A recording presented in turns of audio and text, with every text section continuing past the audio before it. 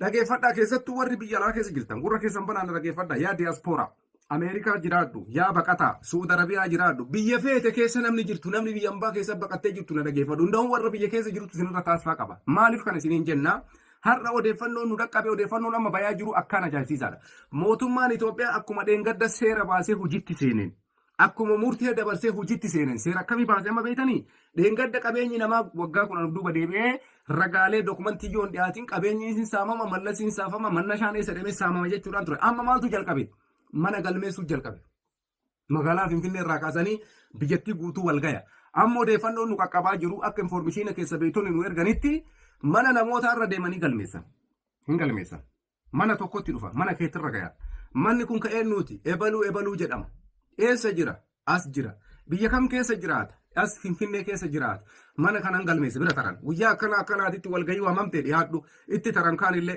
mana nama biraa galmeessa maqaan ka'ee ebalu abbaan mana kanaa eessa jira lakki asin jiru eessa jira Ingiliiziin jira yookaan Ameerikaa jira Awustiraaliyaa jira maqaan isaa eenyu ebalu jedhamu maarree ati hoo maala keessa goota ani inni nama fira kiyyaati abbeeraa kiyyaa abbaa kiyyaa akaakayyuu kiyyaa mana isaa keessa jiraadha kanaafuu sin barbaannu gaafa guyyaa akkanaatitti inni akka dhiyaatu.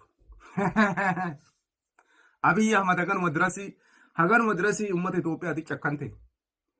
Haganuma dirasii uummata Itoophiyaatti cakkante yaa muummicha ministeeraa yaa Dr. Abiyyi Ahmad. Haganuma dirasii uummata biyya sanii mararsuu yaadde. Haganuma dirasii uummata biyya saniititti dhukkuba ta'uu yaadde. Haganuma dirasii uummata biyya saniitti naatoo dhabde. Mee namni biyya Ameerikaa keessa taa'ee mana bitatu. Namni biyya Awustiraaliyaa taa'ee keessa mana bitatee mana biyya keessaa qabu tokko akkamitti walgayii isin guyyaa akkanaatti dhiyaadhu ittiin argamuu danda'a.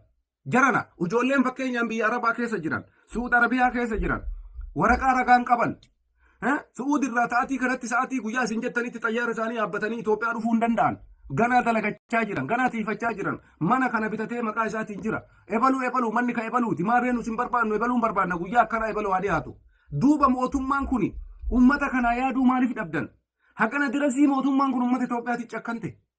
Rabbiin maal siin jedha yaabbo hiyyeessa miskiina dalagata biyya ambaa keessa deeme ebalu dhufu malee sin barbaannu jedhanii osoo waraqaa ragaa kaartaa waa hunda ulaagaa jiru hunda mootummaan uummanni biyya keessa jiru waraqaa itti kennu abbaan dhimmaa abbaan manaa dhufu malee jechuudhaan mootummaan tarkaanfii gara ga'u dirasii fudhachaa jira kuni waan nama gaddisiisu waan nama dhukkubsu kuni ammoo nama tokko qofa sitti hin fakkaatin akka waliigalaatitti namoonni biyya keessatti mana bitattanii qabdan maqaa keessaniin. Kan Ameerikaa jirtus, kan Awurooppaa jirtus, kan Eeshiyaa jirtus, kan Aasiyaa jirtus, kan Saawuz Afrikaa jirtus bakka jirtu irraa galtee guyyaa walgayii mootummaan si waametti yoon dhiyaanne qabeenya keetii irratti mootummaan tarkaanfii fudhataa jira. Kuni odeeffannoo waqtaawaadha.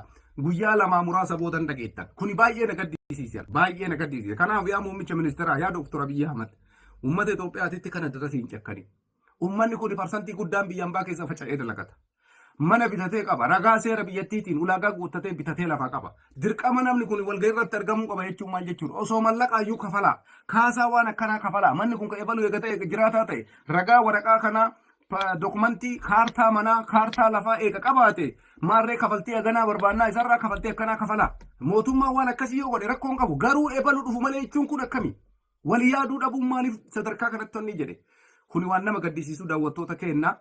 Wanti amma dalagamaa jiru sa'aatii ammaa kanatti magaalaa biyyoota naannoo Oromiyaa magaalaa Finfinnee irraa kaasee iddoo garaagaraatiin wanti dalagamaa jiru kana rabbiin furmaata nu haa bitu.